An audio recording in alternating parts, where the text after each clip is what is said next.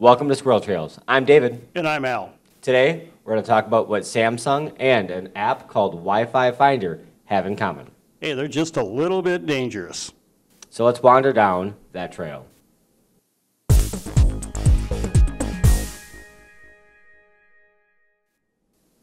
So, Al, what do you have for us today? Hey, I've got two articles here. I've got one on Samsung Fold and the challenges they've had with rolling that out. Then we've also got a discussion on Wi-Fi Finder and the challenges that it has with network security. Yeah, that's an interesting article. Let's talk about that one. So in this one, the basic promise here is that Wi-Fi Finder is a wonderful application. So you need to find a Wi-Fi network that you can attach to. Sure. First, where did we get the article? Good point. Okay. This one came out of Dark Reading. Wonderful website, guys. That's generally has some really good stuff on this one. The Samsung article came out of theregister.com, and it's by Iain Thomas. And again, places I go to on a regular basis to look for stuff. I hit these sites literally every day. And I get multiple emails every day. Well, that's true, because there's a lot of good stuff on these sites, and 15 or other 20 sites that I look at as well. Yes, I do get my work done.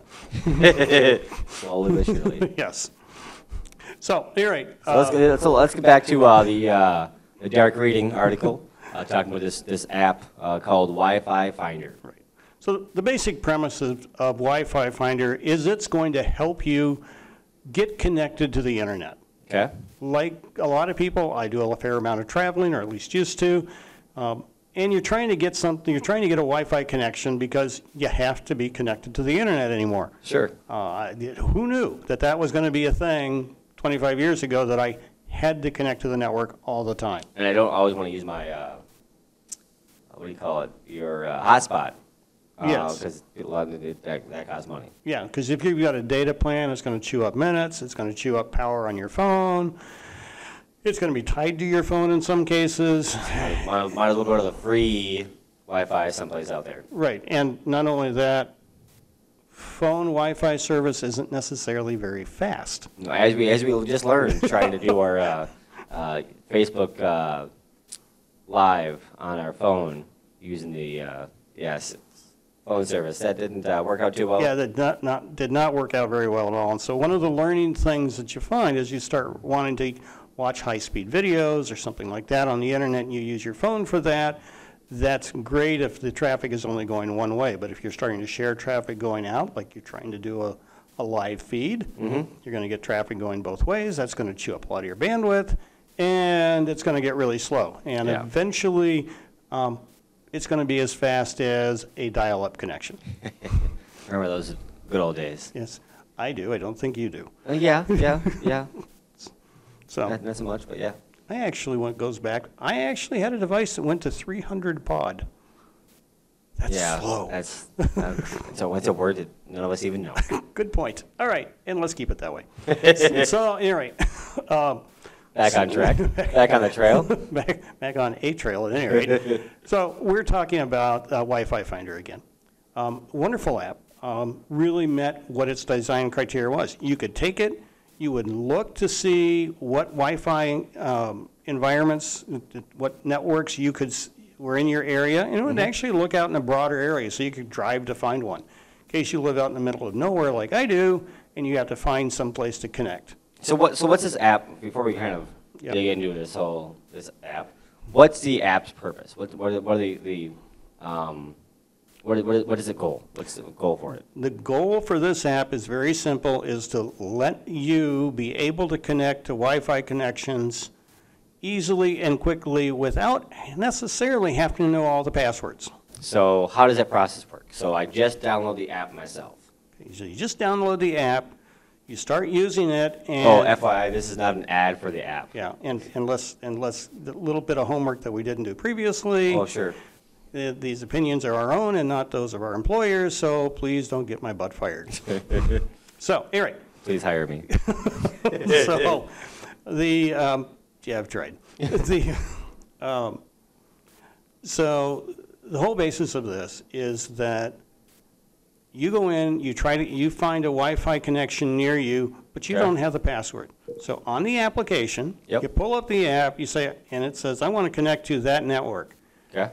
It will then link to the network, and if it knows that network itself, it will connect to it. So how does it know that network? Okay, that's the key point, is what it's done is, as you connect to networks, as you go to networks and you use Wi-Fi Finder to connect and you don't know what that network name is, you load the network name and then you load the password. Okay. So I have the app. I go to the local hotspot, free hotspot, the restaurant or the fast Right. food joint that has free Wi-Fi. Or it could be somebody's home, but let's do that. Well, let's start with the first Okay. restaurant. We'll go into home later. That's when it gets dangerous, but that's future talks. Yeah, as usual, I went right to the dark place. Yep. So let's start with the open Wi-Fi at the local hotspot, the restaurant. So I log in. It doesn't know it. Right. So I get the password from whoever, the manager. Yeah. Manager, waitress, somebody, a note on the table, however they've got it there. Okay. And I enter that in, Right? and then I can use my Wi-Fi on that laptop. Correct. Okay.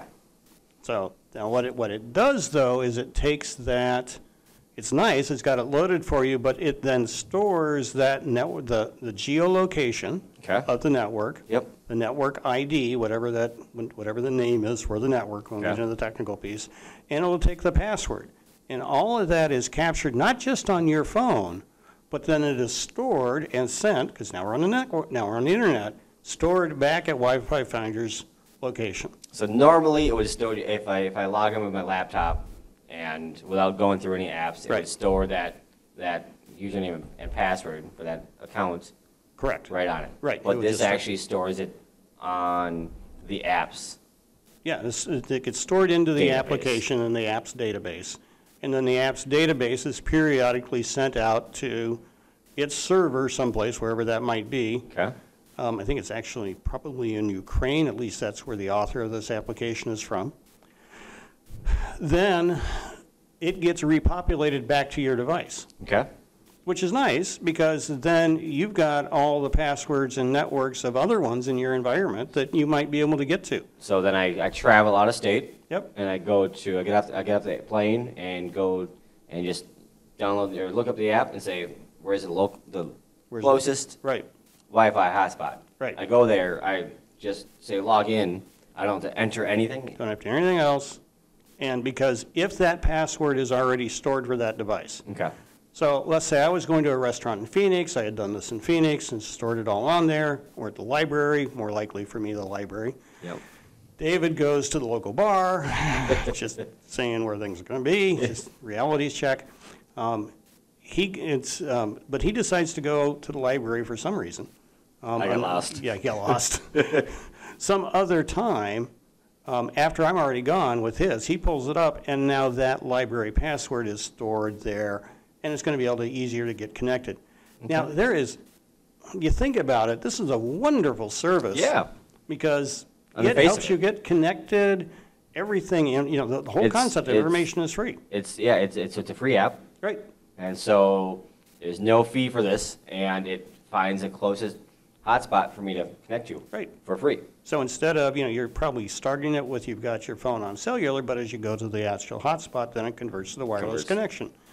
Wonderful process. Yeah, And nice I and don't, simple. I don't have to ask waitresses and librarians, who generally don't want to talk to me anyway, for their passwords. And Yep. that's a great thing. However, So that sounds great now, but now it comes to a little bit of a twist. right. So what are all these other networks that you might attach to that So it sees? if the app's on my phone, Yep. I go home, and it connects, my phone connects to my Wi-Fi at my house. Right. Well, you have to connect, you have to use through the application. Okay, so it doesn't grab it automatically. It doesn't grab it That's automatically. one safe thing to have. Well, at least Well, I haven't tested that. we haven't- we know But you about. can't, the application's down, by the way, now because of this. But all right. So yes, so the app, you have to actually try to connect to your house network. So let's say, But I use the app to right, connect. right. as somebody will eventually someplace always. So you use that connection, you tie it, and you get to that network, and you click it. Okay. And you enter your home network password. Yep. Whatever that might be. Password 123, whatever. Hopefully not. We won't talk about what I've seen. There, that then is, again, stored on the application and then sent to the server and then repopulated to other devices. So now, the person in New York, who I have no idea about, drives by, gets off the plane, and wants to find a close hotspot. If my house is close there, they'll come right to the driveway and log right in. Right, because I want to be connected to your network because I'm doing something that I don't want the government to know that I'm doing. Let's make it look like someone else is doing it. Like somebody, so it's going to use your IP address. So it's kind of like spoofing. Yeah, kind of. Not as spoofing's a whole other technology, but it basically is. In layman's terms. Yeah. Okay. Whatever. Let's try not to get too technical. Yeah. So what happens is that though somebody is now able potentially to use your home or better yet your business network, however that's been connected, to connect to the internet and do something that they're maybe not supposed to do. Now, if you want to leave your network open to the world, there's lots of ways to do that. I do not recommend that, clearly. The other thing is, though, once they're connected to your network, most of us have a tendency to think that our networks are secure at home. Well, most of this side of right. things, the young, the non-security focused person. Yeah, it's really about age. I mean, it's well, no, it's not about age, but it's more about easy access. Right. We all think we're safe. Right. Absolutely. Who's gonna take over my network? Right.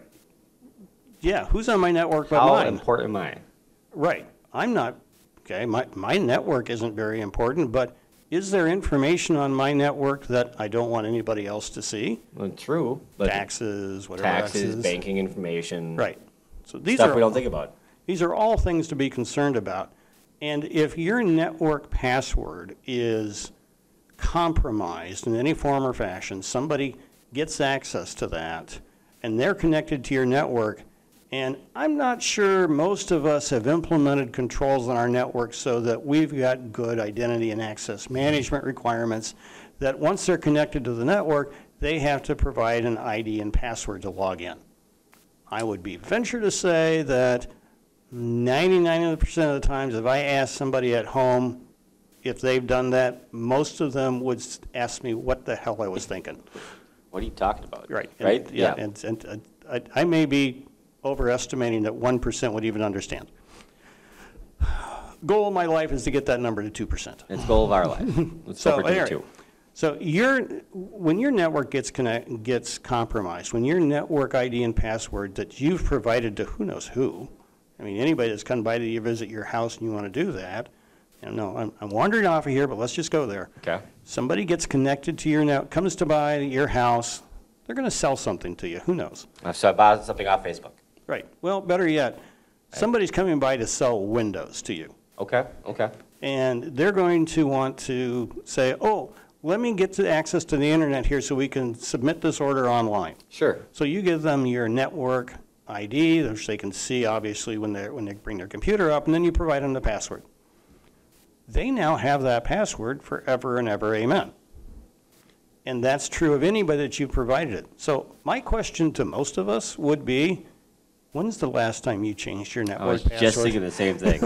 So, and this is why a lot of places, or at least a few places, right.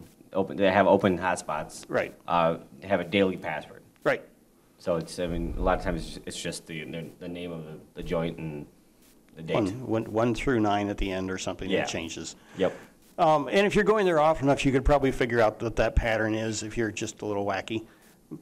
Okay, if you're a security guy. Yeah. So, same. So the key, though, is you have to remember that in your home network, there's a lot of things that you want to have secure, and you're probably not, if you're sharing that password with anybody, they're not secure unless you've segregated your network in some form or fashion, and that's a conversation we need to get into another time. Because there is a growing market to create 2 networks in your house, actually 3 networks in your house. One for guests, one for yourself where you're doing highly sensitive stuff, and the other one for all your stuff that's being connected, your television, your refrigerator, lawnmower, who knows? Sure. So, that's the best way. That way, if someone breaks into one, they can't get to right. a different one. Now the question is, how many of you know how to set that up? But again, Potentially. another conversation. Yeah, So, yeah. anyway, going all the way back to Wi-Fi Finder, what was happening with this is that what people found out is, oh, I can get that data, and I now have all these passwords. Nobody had ever actually thought about how the data could be misused. And that's a problem with a lot of applications that are out there. If they're designed with the best of intentions. They're trying to solve a real need for people. But they don't think about those second-order effects. How could this be misused? I mean, that's kind of where I come in, because that's generally where my headspace is. How could I misuse this? Sure. Like I said, it's good. As I have said for years, the reason I'm in the audit and risk field is otherwise I'd be in jail someplace. Because I'm probably not very good at this, but I can ask great questions and probably get caught. So, because this is really a good way of thinking if you're in the security field is how could this application, how could this data be misused?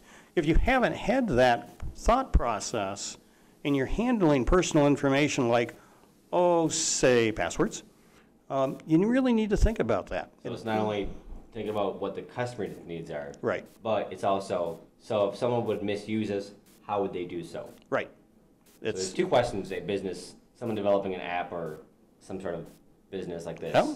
they should ask those 2 questions, not just Absolutely. how to help the customers, Right. but how would someone misuse us? Right. And that's part of a design criteria. If you're going to collect information, how could this data be used? Sure, and that kind of leads into our next topic with Samsung. So in this case, it wasn't data misuse that got them in trouble. So Samsung recently, and this has been all over the news, it's semi-humorous given the past experience Samsung has had with a phone that would go off on fire. So here they're selling a new phone called Fold. And with Fold, it's really a cool thing. You get a bigger screen because the screen folds up, kind of actually just. So it folds up like this, like, Right. like a hot dog. Right, kind of like a hot dog, but kind of partially, but yeah. Okay.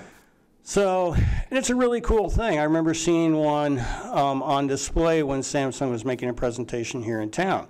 It looked kind of cool because I get a much bigger screen and I don't have to carry around something that's the size of a tablet. Sure. So, hey, the benefit of both sides. Yep.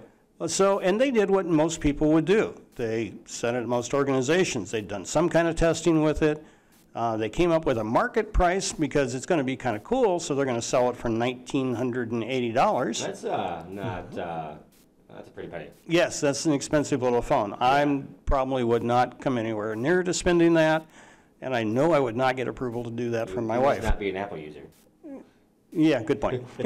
so anyway, so No, it's the Apple users. yeah, and I do use a device, but I'm always a generation behind. But I've done that ever since Microsoft because you learn never to trust first generation. All right, so Samsung, and in this case, Generation 0 gets a little exciting because they roll this out and they think it's the coolest thing since sliced bread, which it is. Yeah. So they give it to a bunch of reporters to evaluate. And so within a couple of days, a lot of them start breaking. Okay. So how are they breaking? There's a variety of ways to do this that they're breaking. First of all, okay, it's got a fold, and it's got a hinge that does that. If you drop it on the hinge breaks, it's no longer secure. So Okay. it's not designed adequately for the right kind of abuse. Sure. In some cases, Just FYI. Yeah. Let's show like how you're doing up here. Yeah, okay. Keep your hands up here. My hands so up our here. audience can see. We're going to keep that part in. yeah, sometimes I should be on radio. So, I mean, it folds like this, it drops down, and the hinge is broken. Okay. So it's going to get there. The other thing is because it folds, Yep. and it's got a screen that folds, Okay. that means there's a cover on that. And what they found is things could get inside the cover. Oh. Okay. So, and then we get inside of the screen, and things getting into your phone, generally not No, a good not a good thing. thing, no. So that's a problem. Yeah. And the one I thought was the most entertaining one that they found, and there were a variety of other things, but this was the big one, was you buy a new phone. What's the first thing you do? You open it up and you peel off that plastic. Little plastic. Yeah, you peel that thing off. Yep. Because we all do that. Well, no place, let's put it this way. It wasn't very prominent that Samsung doesn't actually have one of those things that are peeled off, because the fold process, that's actually part of the regular screen protector that's supposed to be there all the time. So the reporters who were doing a review in some cases would peel off. And again, didn't work very well after that. This kind of comes to the concept of testing. It used to be that in software we had a rule back in the early days of gaming that back in 1970? 1980. Okay. 80, PCs. Okay. So, mid-80s. Oh, yeah, I did actually do computer gaming in the 70s, but we won't go there. But this was software that was written back in this. And you'd have a concept was give it to the 8-year-old to test. Okay. Because when you're designing something, you're going to expect to use it in a given way. You know how things are going to work. Sure. And so you don't even... For one way, and this is 1, 2, 3, and everybody's going to, you assume everybody's going to do 1, 2, 3. Absolutely, because that's the same thing they do all the time. Yes. Well, we have found that the new version of the 8-year-old is evidently the reporter. Because the reporter decided to actually do just about everything that you would do. Now, in this case, they're really doing things you would expect them to do, but I would make a case that if you're going to have a device that you want the world to try to use, you want to put it in the hands of people that are going to do dumb stuff. That could be management. Oh, yes. Okay. Okay, that'll get me fired. So that goes to most of the design criteria of software. But anyway. What did we say at the beginning? My opinions are my own. Our opinions are our own. Yes. So, and I'm a manager now too, so that means I've had brain failure. There. So the key on this thing is how do you actually, if you're going to put a device out, what kind of hardcore testing? So in the concept of Wi-Fi Finder, we talked about, have you thought about how that data could be misused? Sure. When you're selling something that is a handheld device, physical device, how can it be abused? Sure. I mean, short of actually throwing it at somebody, we're not going to ever suggest that. But back in, what was it, 1991, I was evaluating a bunch of laptops for a company. We were going to buy some laptops. Okay. And looking at them, and laptops were relatively new at that point in time. About 4 inches thick? Yeah. So maybe 2. Right. But we actually did have a thing called a drop test. Okay. Because people would drop them. So you drop, it's not just like kind of a... Yeah, we didn't throw it down, but we would drop it and see, if it completely shattered. So we don't use that. We don't do that anymore. No. Well, back then they were basically just bricks. Yeah, pretty much. Nowadays it's too. Well, here's the problem. Actually, this was one of the things that we found with this one, is we actually found with one of the devices, it was so tender that if you threw it up into the overhead compartment of an airplane, so you're coming in to sit down, it's a laptop, you're using it because you travel. Those are the people that had those. And where do you put the stuff that you travel with? Overhead compartment. Overhead compartment. Thank you very much. Only place to go. Only place it goes. So you throw it up there, and they were finding that, or at least the ones that, one time in 10, the devices were coming back broken from our traveling staff. Wow. Yeah, that was not good. What we found out was, the laptop design was really cool, and it was really light. Okay. Now, back when laptops first started coming in, you would actually see that there were, I want to say 50 or 60 screws holding everything together. Lots and lots of screws. Okay. In this case, there was one screw that ran through the center of the device from the bottom and connect to the top that would close the clamshell down. Yep. So it would sit there. So instead of having at least 4 screws, it had the one. Just the one. Highly efficient, very lightweight. You could open it and do stuff with it in a heartbeat. But if you even looked at it wrong, it was going to break. So this goes to design criteria. When you're using something, you have to think about how people are going to use it. And that actually was the concept when I talked to the sales guy that sold it to us. He was like, yeah, you're not supposed to throw these things around. I went, have you ever traveled?